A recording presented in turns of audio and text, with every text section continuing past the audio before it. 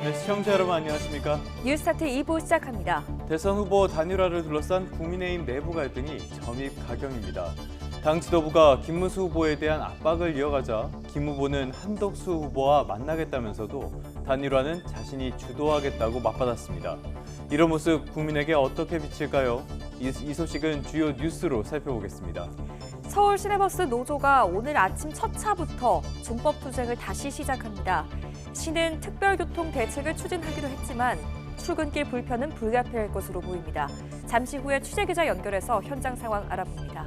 그럼 이 시각 주요 뉴스부터 살펴보겠습니다. 서울 시내버스 노사간 협상이 결렬된 가운데 노조가 오늘 새벽 첫 차부터 다시 준법 투쟁을 시작했습니다.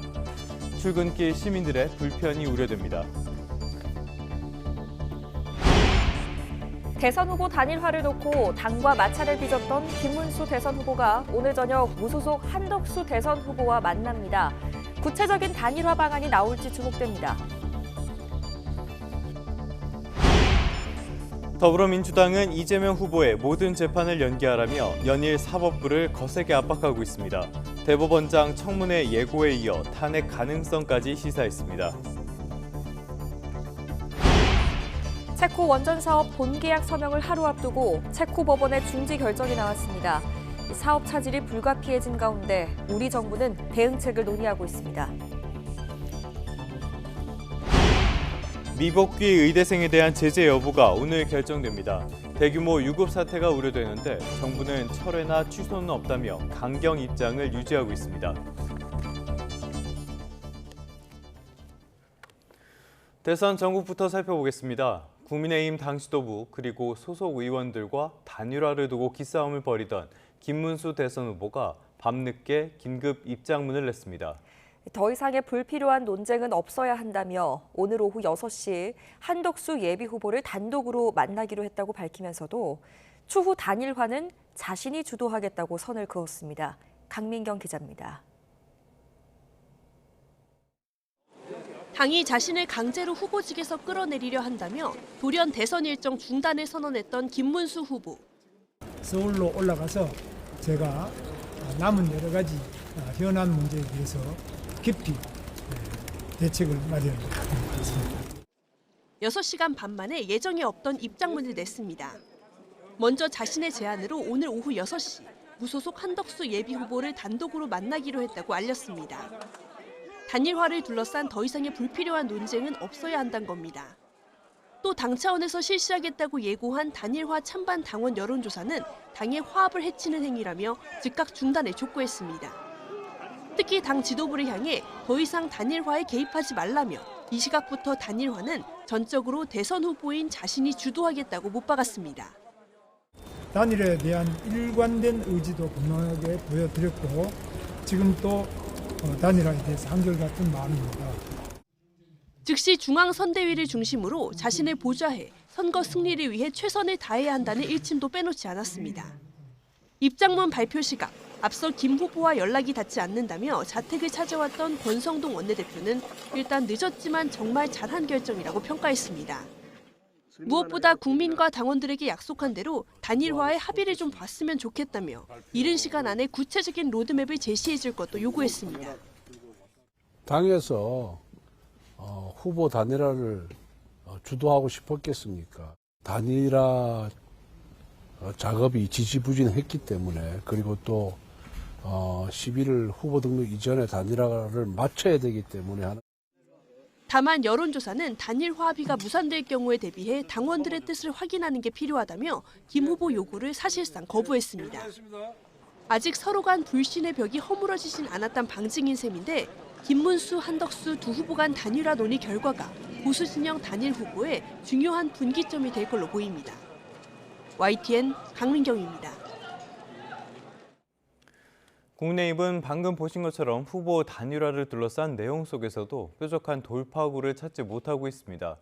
현실적으로 경선을 통해 선출된 김문수 후보를 강제할 방법이 없다는 건데요. 일각에서는 후보 교체를 검토해야 한다는 의견까지 나오고 있습니다. 박정현 기자입니다. 김문수 후보 선출 이후 단일화를 낙관했던 국민의힘. 하지만 단일화 추진기구 출범부터 진통이 시작돼 김 후보 측의 참석 거부 등 단일화 논의는 파행이 계속되고 있습니다. 김 후보 측은 대신 입장문을 내고 당이 아직도 후보를 배제한 채 일방적인 운영을 하고 있다며 오는 주말 전당대회를 소집한 이유를 밝히라고 날을 세웠습니다.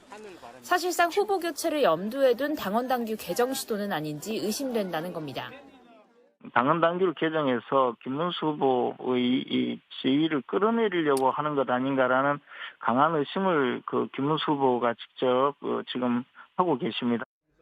당은 한덕수 후보와의 단일화 상황에 대비해 소집 공고를 내놓은 것뿐이라며 즉각 반박했습니다. 단일화 후보를 뽑아놓고도 이분이 우리 당의 대통령 후보가 안 돼서 선관위에 등록을 못하는, 후보 등록을 못하는 그런 사태가 벌어지는 겁니다. 당과 후보 사이 불신이 극단으로 치닫는 모양새인데 결국 단일화 시점과 주도권을 둘러싼 신경전이 사태 원인이라는 분석이 나옵니다. 후보 등록 마감일인 11일까지는 어떻게든 한 후보와 단일화 작업을 매듭지어야 한다는 당과 시점에 연연하기보단 이낙연, 이준석 등을 아우르는 그랜드 텐트가 더 중요하다는 후보 측 입장이 팽팽히 맞서고 있는 겁니다. 당내에선 후보 교체를 검토해야 한다는 의견도 공개적으로 표출됐는데 일각에선 이대로 후보 등록 마감까지 단일화가 불발될 경우 무소속 상태인 한 후보의 출마 자체가 무산될 수 있다는 우려까지 나오고 있습니다. 다만 후보 교체까지 흘러갈 경우 선거 레이스에 큰 타격이 불가피한 데다가 경선으로 선출된 김 후보의 정당성을 마냥 외면하긴 어려운 만큼 김 후보 의견을 좀 더 들어봐야 한다는 의견도 적잖은 상황입니다. 단일화를 둘러싼 논란에 경선 참여 후보들까지 목소리를 더하며 해법은 보이지 않는 상황. 이러다간 단일화는커녕 경선 컨벤션 효과까지 놓치는 것 아니냐는 걱정이 당내에서 커지고 있습니다. YTN 박정현입니다. 이런 상황 속에 무소속 한덕수 후보는 단일화가 실패할 것으로는 생각하지 않는다고 밝혔습니다. 한 후보는 이낙연 전 총리와도 만나면서 개헌 연대 구축에 협력해 나가기로 했습니다. 신윤정 기자가 보도합니다. 한덕수 무소속 대선 예비후보는 국민의힘 김문수 후보와의 단일화는 반드시 적절한 시기 안에 이루어질 거라고 밝혔습니다. 한 후보는 관훈 토론회에 참석해 정치가 민생 경제의 발목을 잡는 건 더 못 참겠다는 국민의 열화와 같은 의지가 있다며 이같이 말했습니다. 한 번도 단일화가 실패할 거다라는 그러한 생각을 해본 적이 없습니다. 그것은 바로 국민들에 대한 큰 배신이고 배반이 될 거라고 생각하기 때문입니다. 그러면서 김 후보가 무엇이 국가와 국민을 위한 것인지 잘 판단할 거라 믿는다면서 자신감을 내비쳤습니다. 어떤 방식의 단일화에도 다 찬성입니다. 저를 지지하는 분들이 훨씬 많더라고요. 캠프에서 단일화 시한에 대해 후보 등록 마감일인 11일을 거론했지만 한 후보는 구체적인 시한을 못 박지는 않았습니다. 지금은 특별히 우리가 마지노선을 정하거나 하는 것들이 오히려 단일화 노력을 오히려 더 힘들게 만들 가능성도 있다. 한 후보는 이낙연 전 국무총리와 오찬 회동을 하고 개헌연대 구축을 위해 협력하기로 했습니다. 전날 손학규 전 바른미래당 대표 등 옛 민주당계 인사들과 잇따라 만나 개헌 빅텐트와 반 이재명 연대 구축에 속도를 낸 겁니다. 뜻을 같이 하는 사람들과 함께 개헌 연대를 구축해 개헌을 추진하는 데 협력하기로 했습니다. 한 후보 측은 김 후보의 1박 2일 영남 방문을 두고 말로는 빅텐트를 치자 하는데 행보는 불일치한 것 같다며 후보의 결단을 촉구했습니다. 이 전 총리 역시 김 후보를 겨냥해 변심할지 몰랐다. 다른 길로 돌아설 거라 믿고 싶다며 김 후보를 향한 압박과 회유에 힘을 보탰습니다. YTN 신윤정입니다. 더불어민주당 이재명 후보는 국민의힘을 향해 당 후보는 없고 거대 기득권만 보인다면서 비판했습니다.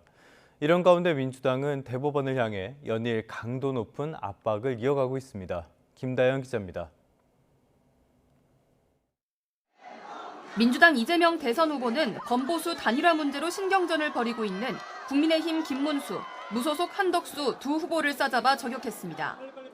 국민의힘 후보는 어디 가고 난데없이 대한민국 거대 기득권과 싸우고 있다며 그게 누구든 국민과 함께 꼭 이기겠다고 강조한 겁니다.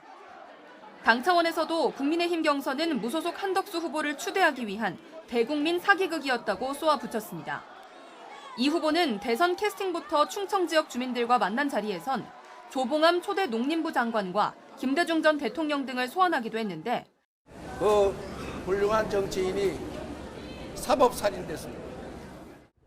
김대중은 왜 아무 한 일도 없이 내란 음모죄로 사형을 받습니까? 자신의 선거법 사건 유죄 취지 파기환송 선고를 염두에 두고 극복하겠다는 의지를 피력한 것으로 풀이됩니다. 당 선대위도 잇따라 회의를 열고 선거운동 기간 이 후보 재판을 연기하라며 고강도 압박을 이어갔습니다. 조희대 대법원장을 향한 날선 비판과 함께 탄핵도 재차 언급됐고 조희대 대법원장은 이 졸속의 정치관여 대선 개입 표적 재판의 사실상의 기획자고 집행자였습니다. 조 대법원장의 대선 개입 의혹 진상조사를 위해 청문회를 개최해야 한다는 의견도 나왔습니다. 법제처장을 역임한 이석연 공동선대위원장은 공정한 재판을 받을 권리를 보호하기 위해 대법관 증언을 민주당 공약으로 제안하겠다고 밝혔는데 이재명 후보 대법 판결이 졸속으로 이루어졌다는 점을 강조하기 위한 행보란 해석이 나왔습니다. 이재명 후보 대법 선고 이후 민주당은 청문회와 국정조사, 대법관 탄핵과 대법관 증언까지 거론하며 연일 사법부를 향한 압박 수위를 높이고 있습니다.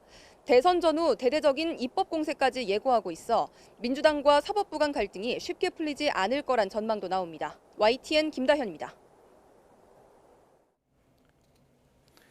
더불어민주당은 오늘 국회 행정안전위원회 전체 회의를 열어 허위사실 공표죄 조항을 손질한 공직선거법 개정안을 단독 처리할 예정입니다.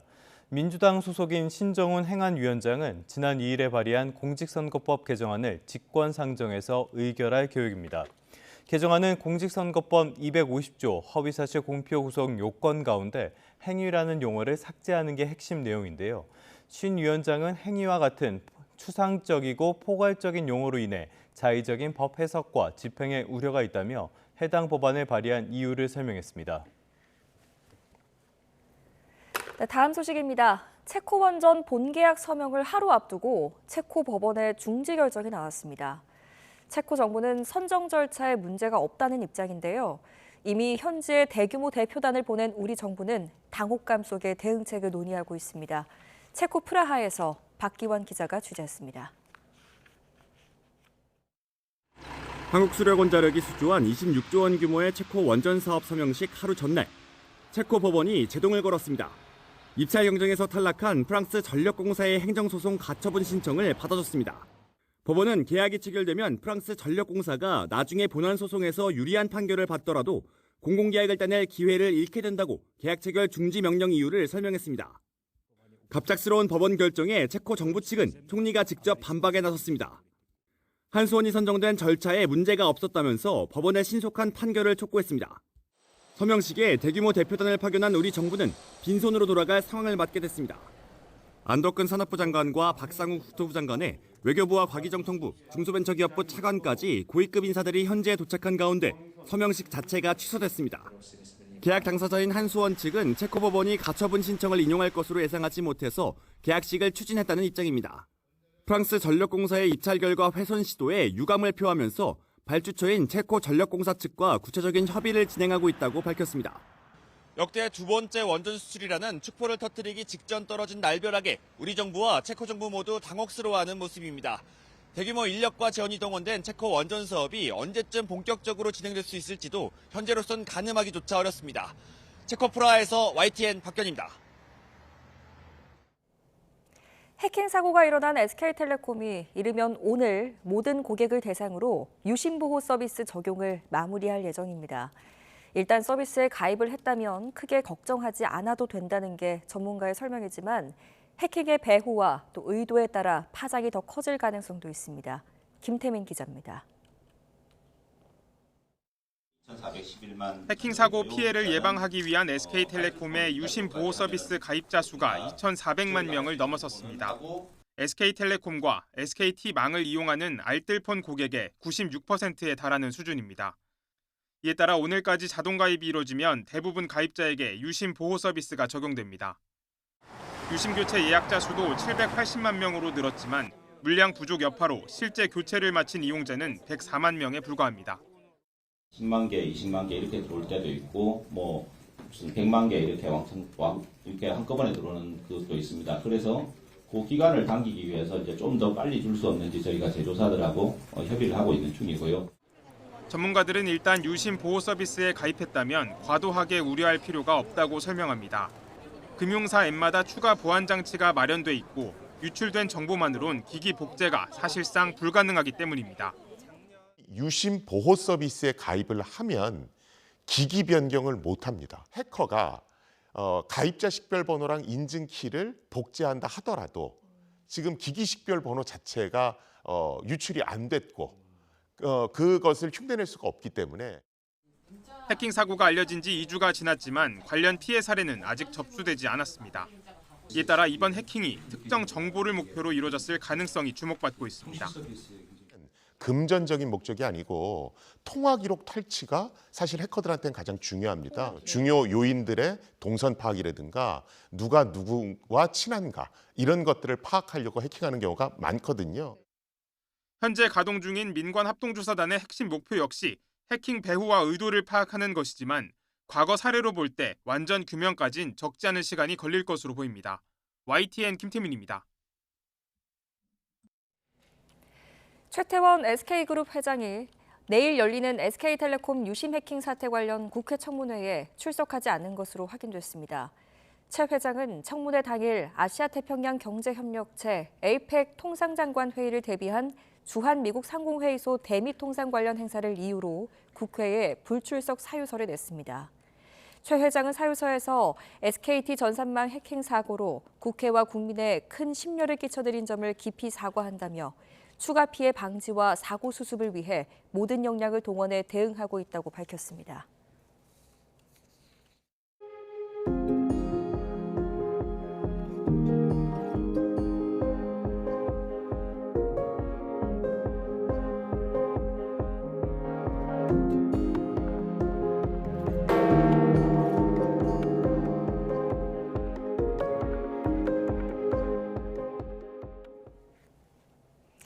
네, 새 교황을 선출하는 추기경단의 비밀회의 콘클라베가 시작됩니다. 우리 시간으로 오늘 밤 바티칸 시스티나 성당에서 열리게 될 텐데요. 보수와 진보 양쪽 진영의 대결 구도에 관심이 쏠리는데 2, 3일 정도면 결과를 알 수 있을 것이라는 전망이 나옵니다. 현장에 가 있는 YTN 유럽 특파원 연결해 보겠습니다. 조수연 특파원. 네, 바티칸 성베드로 광장입니다. 네, 콘클라베를 앞둔 현지 분위기 지금 어떻습니까? 네, 지금 이곳은 6일 밤 11시를 지나고 있는데요. 아직 콘클라베 시작 전날입니다. 바티칸을 찾은 각국 시민들은 콘클라베에 많은 관심을 나타내고 있습니다. 시스티나 성당 지붕의 굴뚝에서 새 교황 선출을 알리는 흰 연기가 피어오르는 것을 보기 위해 모레쯤 다시 방문하겠다는 이들도 많았습니다. 이번 콘클라베에는 전 세계 70개국에서 온 80살 미만 추기경 선거인단 133명이 참석합니다. 이들 가운데 3분의 2 이상 득표자가 나올 때까지 투표가 무기한 진행됩니다. 추기경 선거인단은 첫날 오후 4시 30분에 한 번 투표하고 이후 매일 오전과 오후에 각각 2차례씩 하루 4차례 투표할 예정입니다. 투표 결과는 하루에 2번 시스티나 성당 지붕의 굴뚝에 투표 용지를 태워서 연기를 피우는 방식으로 알립니다. 굴뚝에서 검은 연기가 올라오면 아직 교황이 선출되지 않았다는 뜻이고 흰 연기가 나오면 새 교황이 선출됐다는 뜻입니다. 콘클라베는 외부와 철저히 격리된 채 진행됩니다. 추기경들은 개인 휴대전화도 모두 밖에 둬야 하고 내부에서 일어나는 일은 비밀에 붙입니다. 네, 결과는 언제쯤 나올 것으로 보입니까? 네, 교황청 대변인은 YTN에 2일에서 3일이면 새 교황 선출 결과를 알 수 있을 것으로 본다. 이렇게 밝혔습니다. 장폴 베스코 알제리 추기경도 오래 걸릴 것 같지는 않다면서 이틀이면 충분할 것으로 예상을 했습니다. 일부에서는 이번에 참석하는 추기경 대다수가 서로 일면식도 없다는 점에서 우려의 목소리도 나왔습니다만 콘클라베를 앞두고 매일 비공개 회의를 열어 가톨릭 교회가 앞으로 나아가야 할 방향에 대해 의견을 교환하면서 공감대를 형성한 것으로 알려졌습니다. 실제로 현지 시간 5일 바티칸에서 열린 추기경 총회에서 추기경들은 차기 교황 정체성에 대해 어느 정도 의견 일치를 이루었습니다. 마테오 브루니 교황청 대변인은 새 교황이 세계 질서의 위기 속에서 길을 잃은 인류를 인도하고 현실 속에서 살아가는 사람들과 가까운 목자가 돼야 한다고 밝혔습니다. 20세기 들어 열린 콘클라베는 평균 사흘 만에 결과가 나왔습니다. 가장 길었던 회의가 1922년 비오 11세 교황을 선출할 때로 당시에 닷새가 걸렸고요. 2005년 베네딕토 16세 그리고 2013년 프란치스코 교황 선출 당시에는 모두 이틀 만에 마무리됐습니다. 네, 이번에는 어느 정도가 걸릴지 소식을 기다려보도록 하겠습니다. 마지막으로 유력 후보군도 정리를 해주시죠. 네, 이번 콘클라베의 특징 중 하나가 어느 때보다 예측하기 어렵다는 점인데요. 프란치스코 교황의 유산을 계승하려는 개혁파, 그리고 전통주의 복귀를 바라는 보수 진영 간의 대결 구도에 무엇보다 관심이 쏠리고 있습니다. 현지 언론에서는 우선 교황청 2인자 국무원장인 피에트로 파롤린, 이탈리아 추기경이 유력 후보로 꼽히고 있습니다. 영국 이코노미스트가 추적 분석한 세계 도박 사이트 베팅 추이에 따르면 파롤린 추기경이 선출될 가능성이 28%로 가장 높게 점쳐졌습니다. 또 보수 진영을 이끄는 독일의 게르하르트 뮬러, 헝가리의 교회법 전문가 페테르 에르되, 그리고 아시아의 프란치스코로 불리는 필리핀의 루이스 안토니아 타글레 추기경도 유력 후보로 주목되고 있습니다. 또 한국인 최초 교황청 장관인 유흥식 추기경은 다크호스 중 한 명으로 거론됩니다. 지금까지 바티칸에서 YTN 조수연입니다.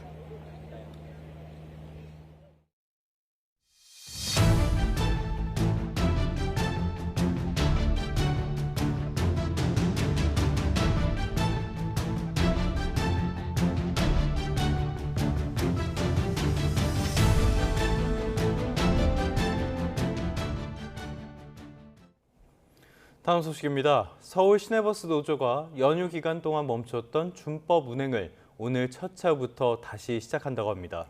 총파업 대신에 안전수칙에 따라 버스를 운행하겠다는 건데 출근길에도 영향이 있을 것으로 보입니다. 취재기자 연결해서 자세히 들어봅니다. 김철희 기자, 지금 준법 운행을 시작한 거죠? 네, 서울 시내버스 노조는 오늘 새벽 4시 첫 차부터 다시 준법 운행을 시작했습니다. 준법 운행, 다른 말로 준법 투쟁은 승객이 자리에 완전히 앉은 뒤 출발하거나 건널목 앞 멈춤, 휴게 시간 준수 등 규정을 철저히 지켜 운행하는 것을 뜻합니다.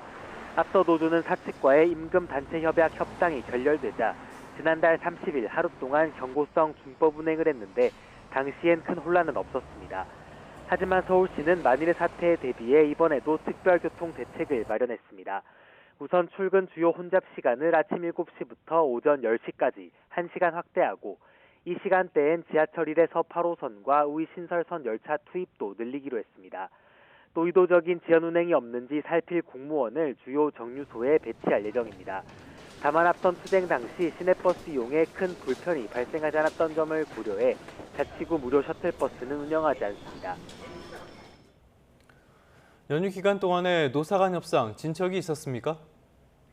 네, 지난달 29일 협상이 결렬된 뒤 노사 간 공식 교섭은 중단된 상태입니다. 노조는 연휴 기간 정상 운행을 하며 사측과 물밑 협상을 이어갔는데 접점을 찾진 못한 것으로 알려졌습니다. 핵심 쟁점은 임금 인상 문제에 더해 상여금을 통상임금에 반영할지 여부입니다.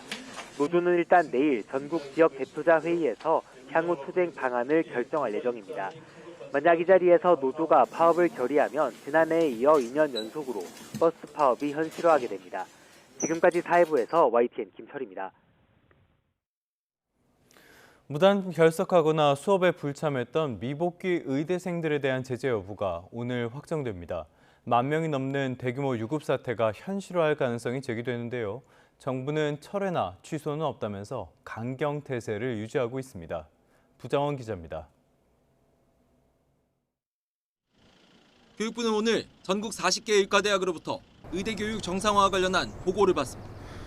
최종 복귀 시한이었던 지난달 말까지 무단 결석하거나 복귀는 했지만 수업을 거부한 의대생들에 대한 처분과 향후 학사 계획 등이 골자입니다.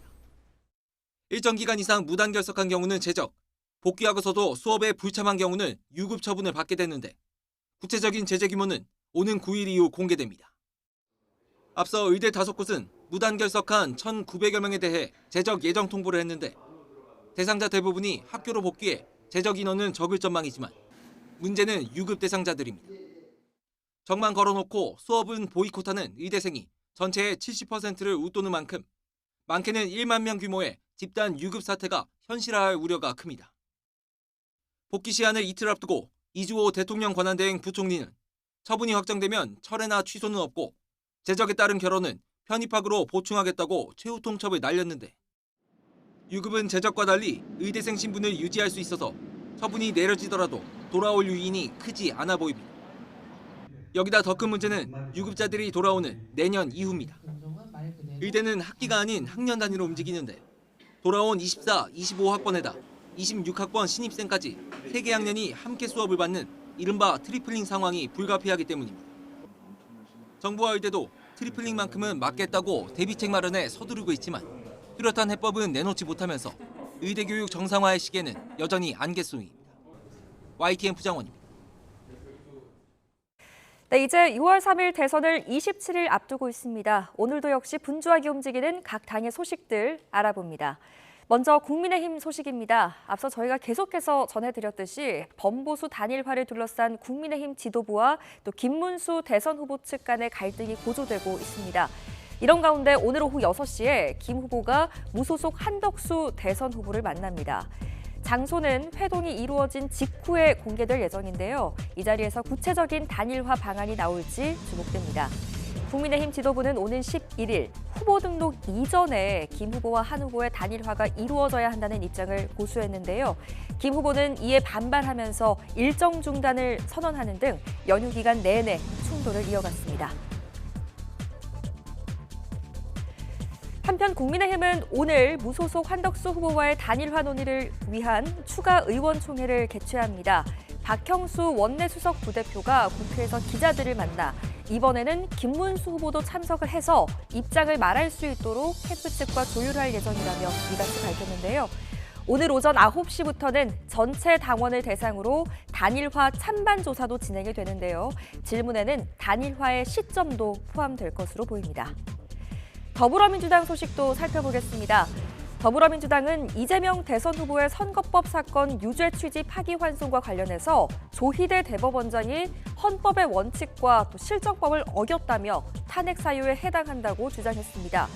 박범계 공명선거 법률지원단장은 중앙선대위 총괄본부단장 회의에서 조희대 대법원장이 정치 관여와 또 대선 개입, 표적 재판의 사실상 기획자라며 이같이 밝혔는데요. 국회 법제사법위원회 위원장인 민주당 정청래 의원도 SNS에 글을 올렸습니다. 개인적인 판단으로 조희대 대법원장 대선 개입 사법 쿠데타 진상조사를 위한 청문회를 법사위에서 개최해야겠다라는 생각이라며 오늘 최종 결정을 하겠다고 밝혔습니다. 한편 더불어민주당은 오늘 국회 행정안전위원회 전체 회의를 열고 허위사실 공표죄 조항을 손질한 공직선거법 개정안을 단독 처리할 예정입니다. 개정안은 공직선거법 250조 허위사실 공표 구성 요건 가운데 이 행위라는 용어를 삭제하는 게 핵심 내용입니다. 이번 개정안은 지난 1일에 대법원이 이재명 후보 공직선거법 사건을 유죄 취지로 파기환송한 것과 무관치 않다는 해석이 나옵니다. 당시 대법원은 이 후보의 이른바 골프장 발언과 백현동 발언이 선거법상 후보자의 행위에 관한 허위사실 공표라고 판단했기 때문입니다. 지금까지 대선 소식이었습니다. 네, 이어서 대선 민심을 살펴보는 YTN 여론조사 시간입니다. 오늘은 전국 현안에 대한 조사 결과인데요. 이재명 후보의 공직선거법 위반 사건에 대한 대법원 선고가 적절했는지, 여기에 대한 평가는 찬반이 팽팽했습니다. 대법원 선고가 대선에 영향을 미칠 거라고 보는 응답자는 10명 가운데 6명 꼴이었습니다. 김경수 기자입니다. 지난 1일 대법원이 이재명 대선 후보의 선거법 사건 2심 무죄를 깨고 고등법원으로 돌려보내자 정치권 반응은 극명하게 엇갈렸습니다. 민주당은 졸속 판결, 사법 쿠데타라며 대법원을 정조준했고 국민의 엄중한 명령을 조희대 대법원이 5.1 사법 쿠데타로 다시 짓밟고 있습니다. 국민의힘은 옳은 판결이었다며 환영의 뜻을 나타냈습니다.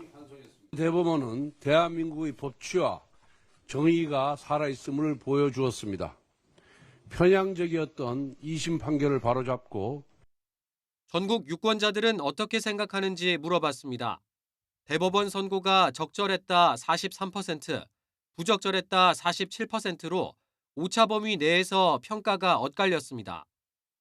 다만 자신의 정치 성향이 중도층이라고 답한 응답자들만 따로 떼어놓고 보면 40대 51로 부적절했다는 의견이 우세했습니다. 민주당은 대법원 선고가 유력 대선 주자를 흔들려는 기획이라고 주장하고 있는데 유권자들에게 정말 영향이 있을지도 물어봤습니다. 이번 선고가 대선에 어느 정도 영향이 있을 거라고 답한 비율은 57%로 별 영향이 없을 거라는 응답 38%와 차이가 컸습니다.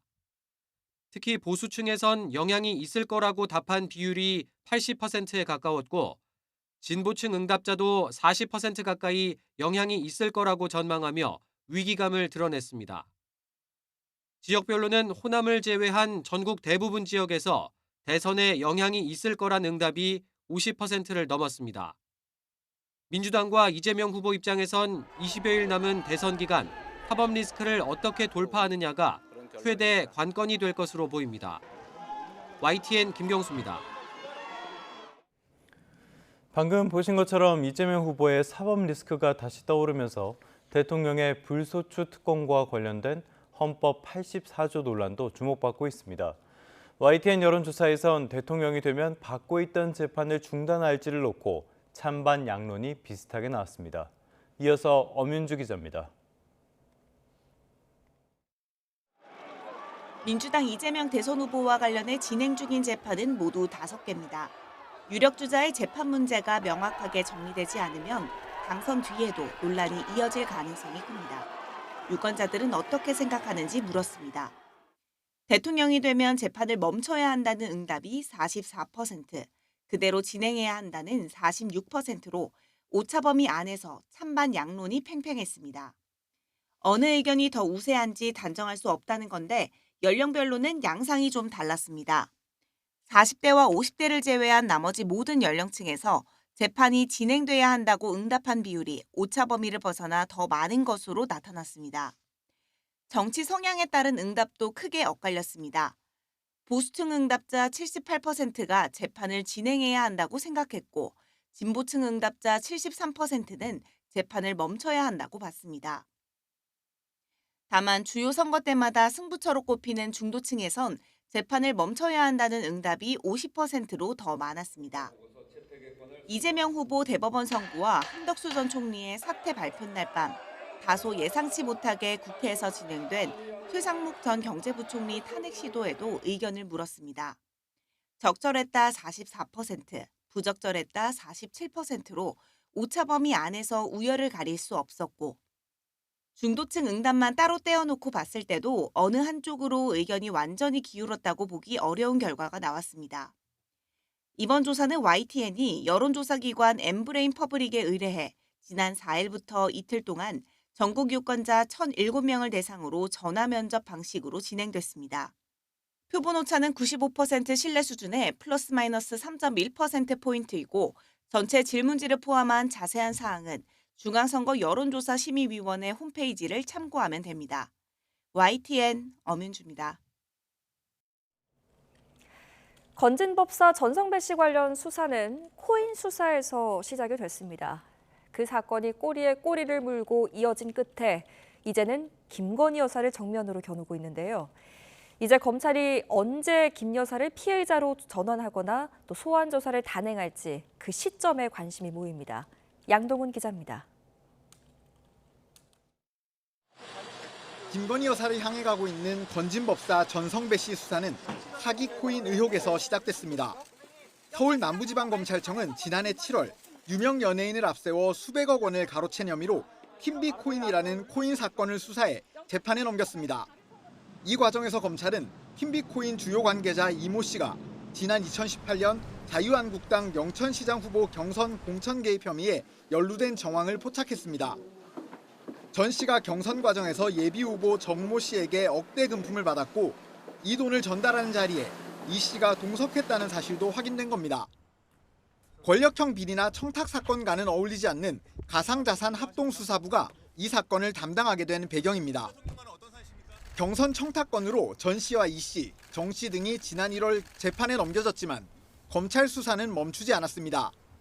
전 씨의 집에서는 유력 정치인과 검찰, 경찰 관계자 등의 명함 수백 장이 나왔고 억대 현금과 함께 한국은행 관봉권 5천만 원도 압수됐습니다. 검찰은 특히 통일교 전 고위 간부 윤모 씨가 다이아몬드 목걸이, 명품 가방, 인삼차 등을 전 씨에게 건넨 정황을 포착하고 수사를 이어가고 있습니다. 윤 씨는 이 물건들을 김 여사 선물이라며 전 씨에게 건넨 것으로 전해졌는데 실제 물건들이 김 여사에게 전달됐는지가 수사의 핵심이 될 전망입니다. 윤 전 대통령 사저에 대한 압수수색을 벌인 검찰이 전 씨에 대한 추가 소환 조사를 진행한 상황에서 사실상 김 여사 직접 조사는 정해진 수순일 거란 전망도 나옵니다. 이에 따라 검찰이 김 여사를 직접 불러 조사할지, 그렇다면 시점은 언제가 될지, 여기에 건진법사 관련 수사가 김 여사를 넘어 윤 전 대통령까지 향할지도 관심입니다. YTN 양동훈입니다. 사건 사고 한 줄 뉴스입니다. 서울 관악경찰서는 어제 오전 10시 20분쯤 서울 봉천동에 있는 식당에서 난동을 부리다 밖으로 나와 흉기로 시민들을 다치게 한 혐의로 20대 남성 A씨를 현행범 체포했습니다. 지난 2023년 말부터 올해 1월까지 지적장애인인 전 여자친구에게 성관계 영상을 유포하겠다며 협박해 돈을 뜯어낸 혐의를 받는 남성이 검거돼서 조사받고 있습니다. 명품 상표인 루이비통의 짝퉁을 판매한 혐의로 재판에 넘겨진 판매업자가 2심에서 무죄를 선고받았습니다. 국가공무원 채용 과정에서 과거 성범죄 전과를 이유로 합격을 취소한 처분이 타당하다는 법원의 판단이 나왔습니다. 서울 명일동 땅거짐 사고로 한 명이 숨진 뒤 집안 치마 의심 신고가 평소보다 2배 이상 늘어난 것으로 나타났습니다. 지금까지 사건 사고 한 줄 뉴스였습니다. 올려. 한국수력원자력이 수주한 체코 원자력발전소 본계약 서명을 하루 앞두고 체코 법원의 중지 결정이 나왔습니다. 3년에 걸쳐 걸친 수주전에서 탈락한 프랑스 측이 발목을 잡은 건데 앞으로 절차는 어떻게 진행되는지 신호 기자가 정리합니다. K원전의 이름을 중동에 이어 유럽으로까지 넓힌 쾌거로 평가받은 체코 두코바니 원전 수주. 3년의 경쟁 끝에 미국 웨스팅하우스와 프랑스 전력공사를 제치고 지난해 7월 우리 한국수력원자력이 우선 협상 대상자가 됐습니다. 사업비는 26조 2천억 원. 우선 협상 대상자 선정은 2009년 UAE 바라카 원전 수주 이후 15년 만의 쾌거이며 상업용 원전을 최초로 건설한 원전의 본산지 유럽에 원전을 수출하는 교두보가 마련된 것입니다. 하지만 탈락한 경쟁사들은 승복하지 않았습니다. 웨스팅하우스가 낸 지식재산권 분쟁은 합의로 매듭지었지만 프랑스 전력공사가 끈질기게 법적 대응에 나섰습니다. 체코 반독점 당국부터 찾아갔습니다. 입찰 절차가 공정하지 않았고 한수원이 제시한 가격 조건이 이행 불가능하며 한국 정부의 보조금 지급으로 경쟁이 왜곡됐다고 프랑스 측은 주장했습니다. 반독점 당국에서 이걸 이유 없다면서 받아들이지 않자 체코 법원에 가처분 신청과 본안 소송을 함께 냈고 먼저 가처분 신청이 인용된 겁니다. 체코 당국은 법원 결정 뒤에도 입찰이 공정했고 한수원과의 최종 계약에 문제가 없을 것이라는 입장을 밝혔습니다. 체코 전력공사 측도 계약서 서명을 중지하라는 이번 가처분 결정에 대해 항소하는 것을 검토 중입니다. 항소가 받아들여지면 체코 두코바니 원전 계약 서명 절차가 다시 진행될 수 있지만 그렇지 않을 경우 본안 소송의 결과가 나오기까지는 상당한 기간이 소요될 가능성도 있습니다. 오는 10월엔 체코 총선을 앞두고 있어서 정권이 바뀔 경우 최종 계약에 차질이 생길 수 있다는 우려도 나옵니다. YTN 신호입니다. 다시 일상으로 돌아가는 오늘 하늘은 맑지만 일교차가 크겠습니다. 오늘 아침 서울과 대구가 10도 선으로 출발하면서 예년 기온을 다소 밑돌고 있는데요. 한낮에는 강한 볕이 내리쬐며 기온이 10도 이상 껑충 오르겠습니다. 시간대에 맞는 옷차림을 선택하셔야겠습니다.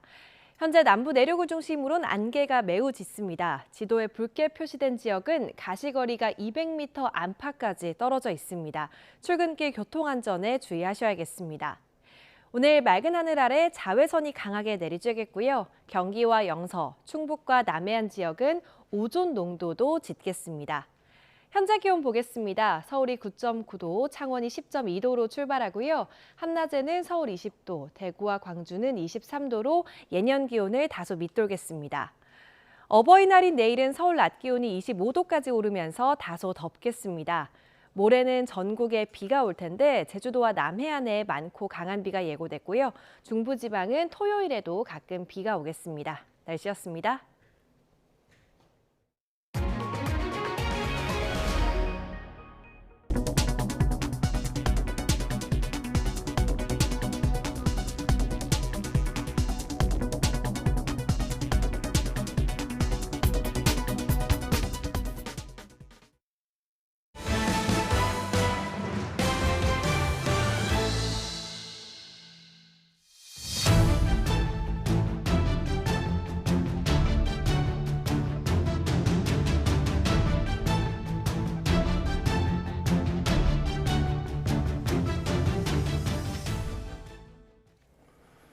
러시아 전승절 80주년 행사가 곧 열릴 예정이죠. 이 자리에 김정은 북한 국무위원장은 참석하지 않고요. 북한군의 행진도 없을 것으로 보입니다.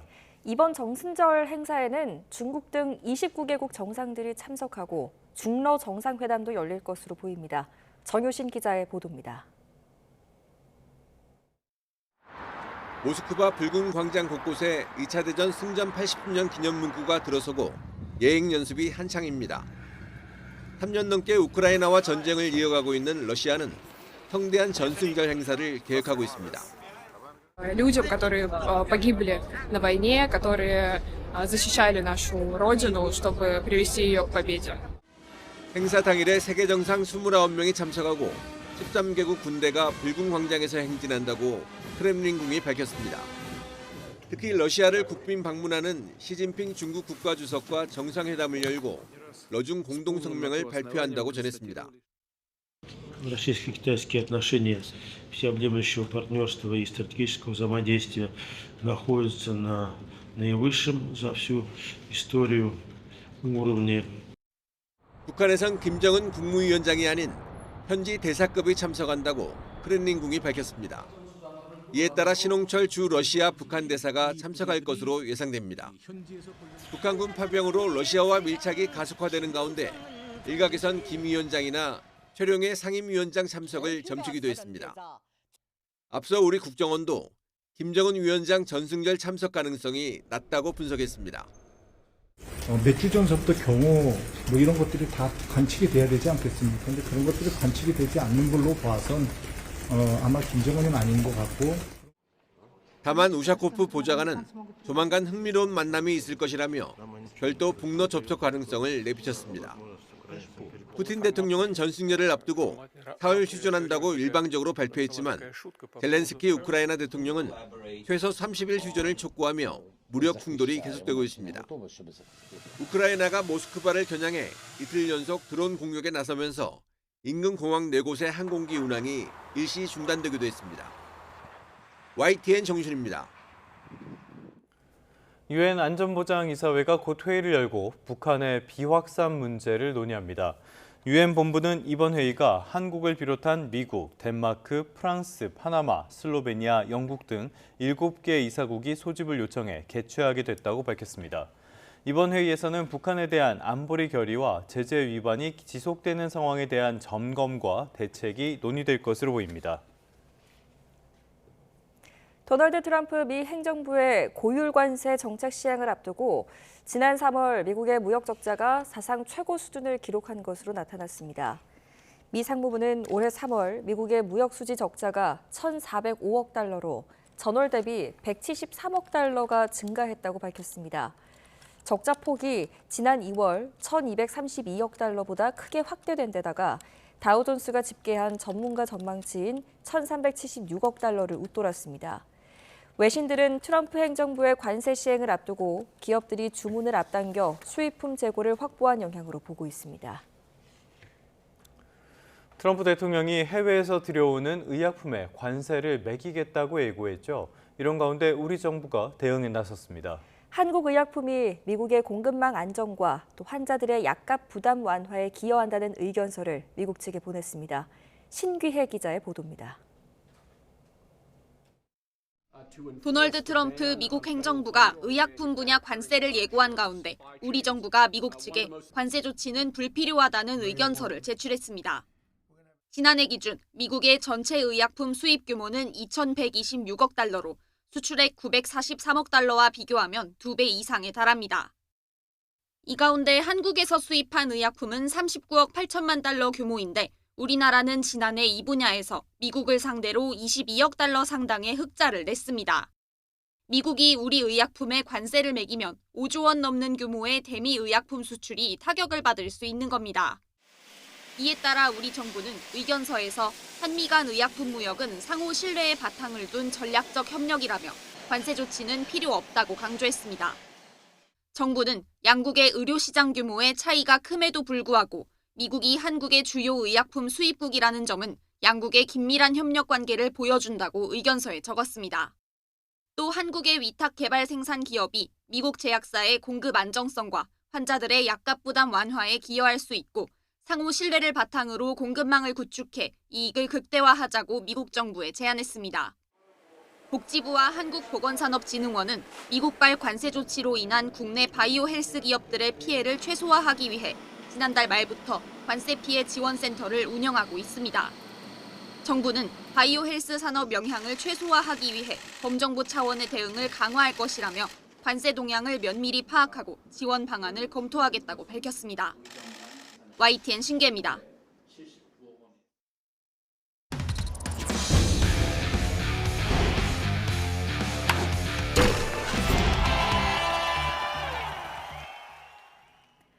수요일 스포츠 뉴스입니다. 프로야구 한화가 내야수 황영묵의 빠른 발에 힘입어 거침없이 8연승을 달렸습니다. 마무리 김서현의 휴식을 부여하고도 연승을 이어가면서 공동 선두를 유지했습니다. 프로야구 소식 허재원 기자입니다. 5회 선두 타자로 나선 황영묵이 삼성 원태인의 초구를 공략하더니 2루까지 내달립니다. 단타성 타구였지만 빠른 발로 득점권에 안착한 황영묵은 곧이어 포수가 공을 빠뜨린 틈을 놓치지 않고 다시 3루까지 훔쳤습니다.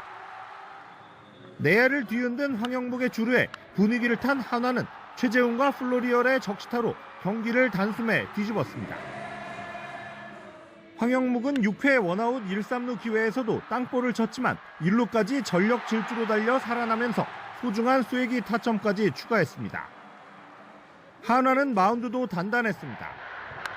류현진이 5이닝을 1실점으로 막자 박상원과 김범수, 정우주, 조동욱, 한승혁이 차례로 삼성 타선을 봉쇄하며 승리를 지켰습니다. 주전 마무리 김서현의 휴식을 부여하고도 삼성을 이틀 연속 제압한 한화는 8연승의 고공행진을 이어갔습니다. 올 시즌 두 번째 8연승이란 점에서 상승세가 예사롭지 않습니다. 8연승 뒤 한 차례 연패를 당했지만 다시 8연승으로 반등한 한화는 이날 경기에서 승리한 LG와 공동 선두를 유지했습니다. 오늘 5이닝밖에 던지진 못했지만 그래도 5회 점수 나면서 선수들이 승리 투수 요건을 그래도 갖춰줘서 선수들에게 고마워해야 될 것 같습니다. 부산에서 롯데는 에이스 박세웅이 7이닝을 무실점으로 막고 3연패에서 탈출했고 LG는 치리노스가 7이닝 1실점의 역투를 펼치는 동안 박동원과 오스틴이 홈런포를 합작하며 두산에 당한 전날 패배를 서력했습니다. 라일리가 호투한 NC는 KT를 제압하고 연승 행진을 4경기로 늘렸고 기아는 키움의 8회 초 역전승을 거두고 2연승을 기록했습니다. YTN 허정원입니다.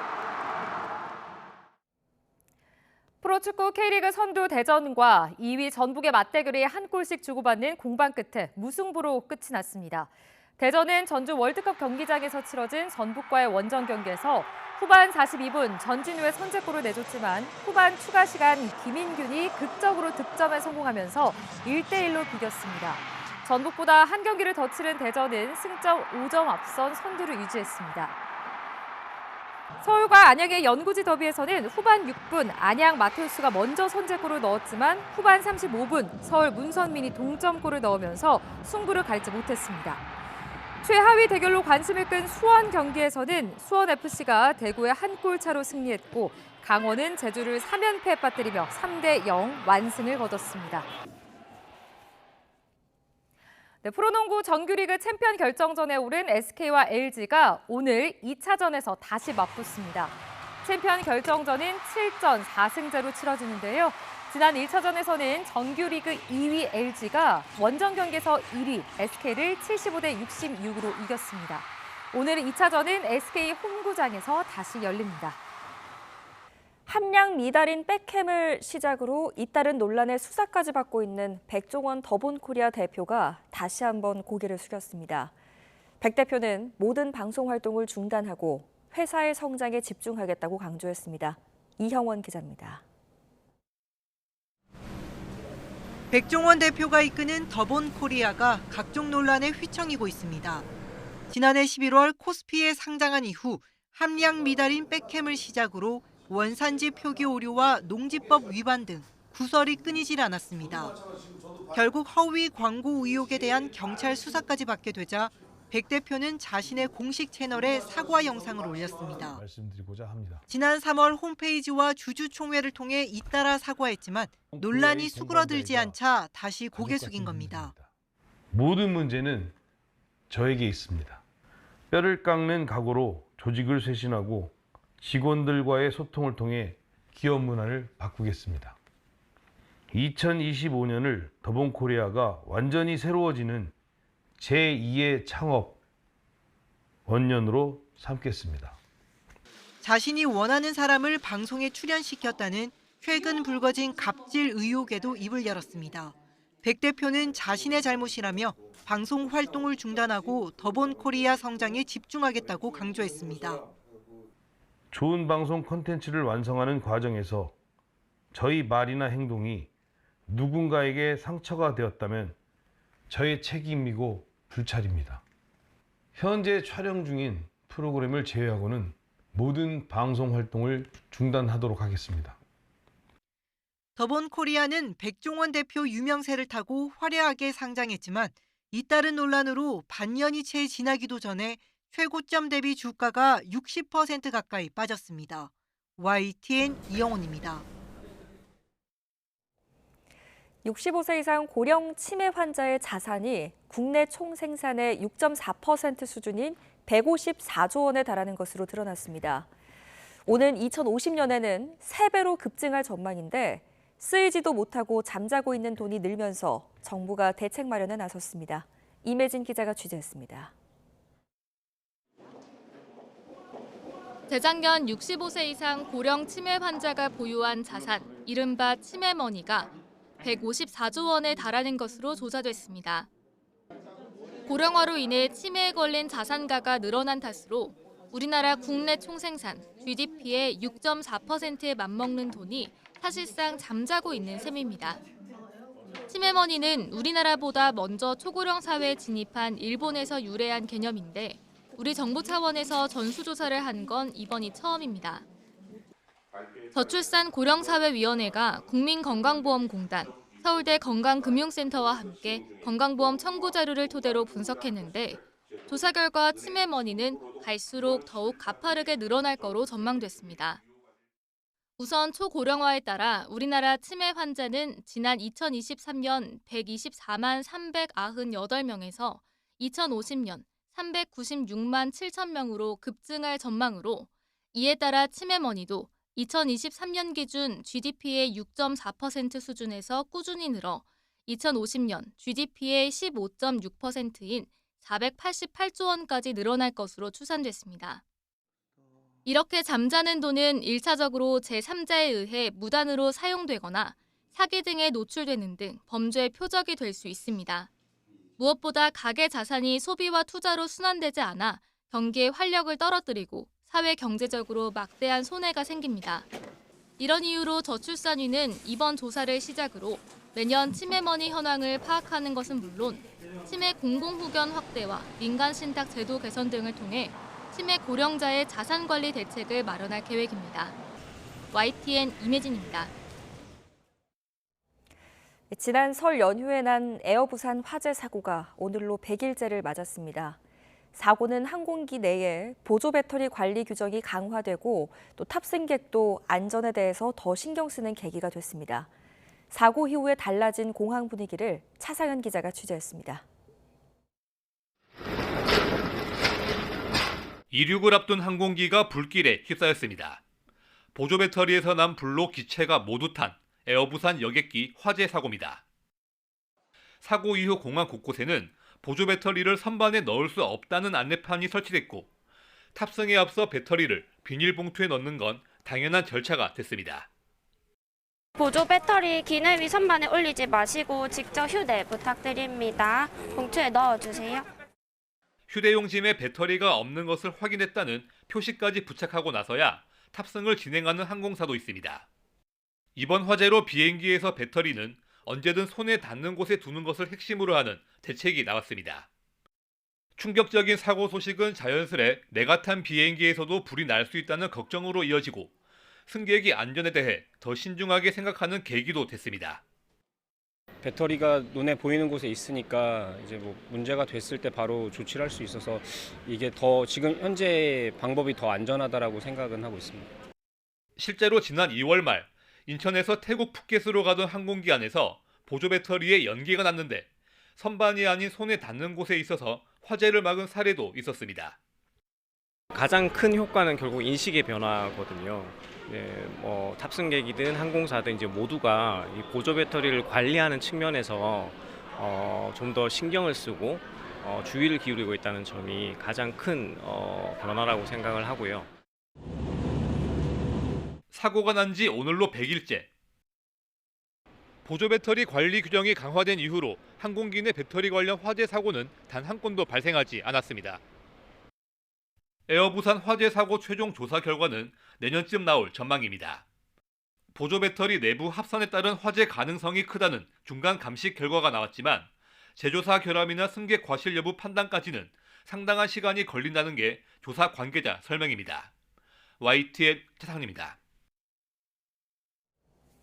경찰청이 전국 724개 구간을 선정해서 안전띠 착용 단속을 강화하고 관련 홍보 활동을 통해 안전띠 착용 문화를 한 단계 끌어올리겠다고 밝혔습니다.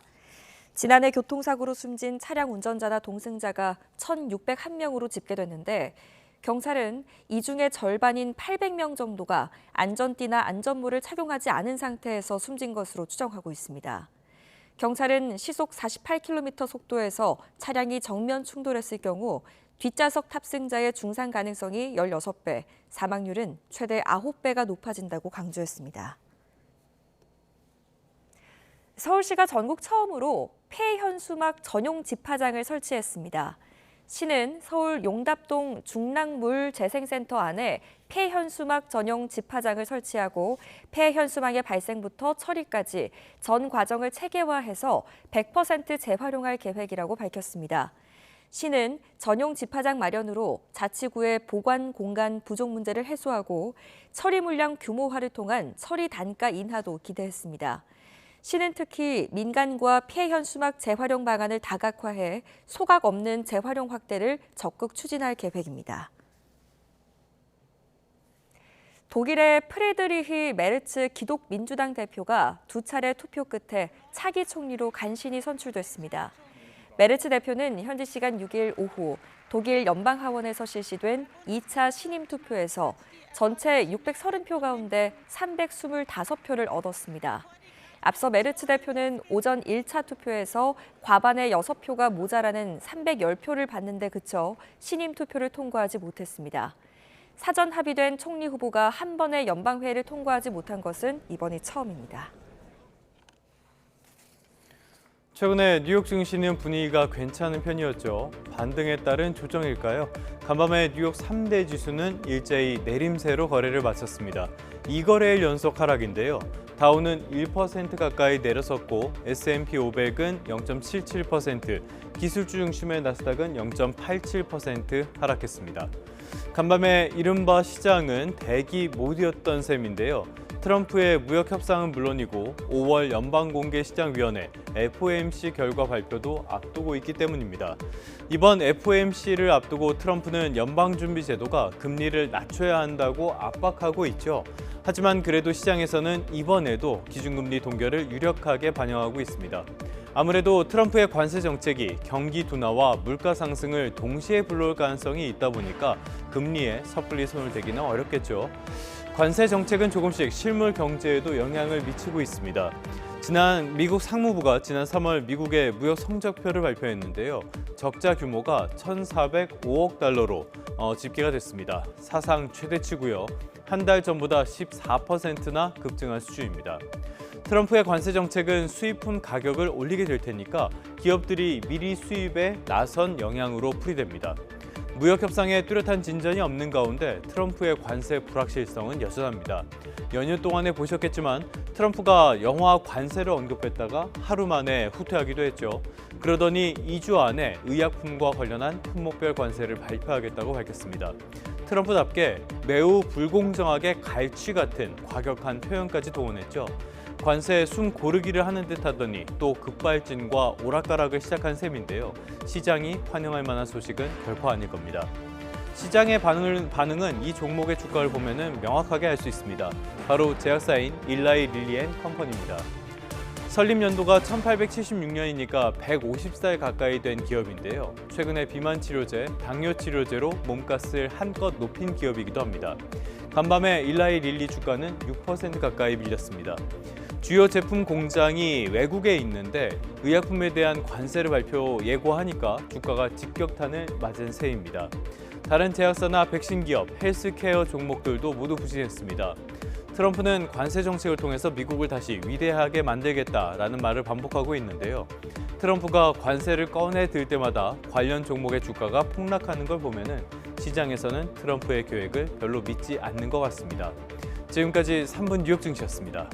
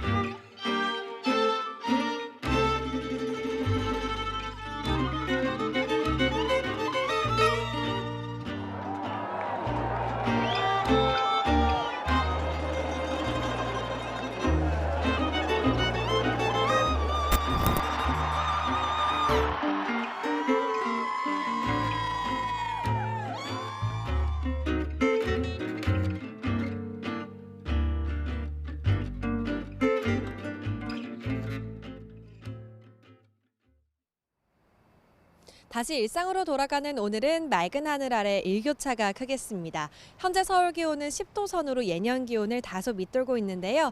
한낮이 되면 따스한 볕이 내리쬐며 기온이 10도 이상 크게 오르겠습니다. 하루 사이에도 기온 변화가 크기 때문에 시간대에 맞는 옷차림을 하셔야겠습니다. 오늘 하늘 자체는 맑게 드러나겠고 공기질도 양호하겠습니다. 다만 남부 내륙을 중심으로 현재 안개가 매우 짙은데요. 지도에 붉게 표시된 지역은 가시거리가 200m 안팎까지 떨어져 있습니다. 출근길 교통 안전에 주의하셔야겠습니다. 오늘은 예년 기온을 다소 밑도는 곳이 많겠습니다. 현재 기온은 서울이 9.9도, 대구는 10.2도입니다. 한낮에는 서울이 20도, 대구와 광주는 23도까지 오르겠습니다. 어버이날인 내일은 서울 낮 기온이 25도까지 오르면서 다소 덥겠습니다. 모레는 전국에 비가 올 텐데요. 제주도와 남해안에 강하고 많은 비가 예고됐습니다. 시설물을 미리 점검하셔야겠고요. 중부지방은 토요일에도 가끔 비가 올 것으로 전망됩니다. 오늘은 하늘이 맑아서 한낮에 볕이 매우 강하겠습니다. 경기와 강원 영서, 충북과 남부 곳곳으로는 오존 농도도 짙어서 호흡기 약한 분들은 주의하셔야겠습니다. 지금까지 YTN 이혜민입니다. 네, 뉴스타트 3부 잠시 뒤에 이어집니다.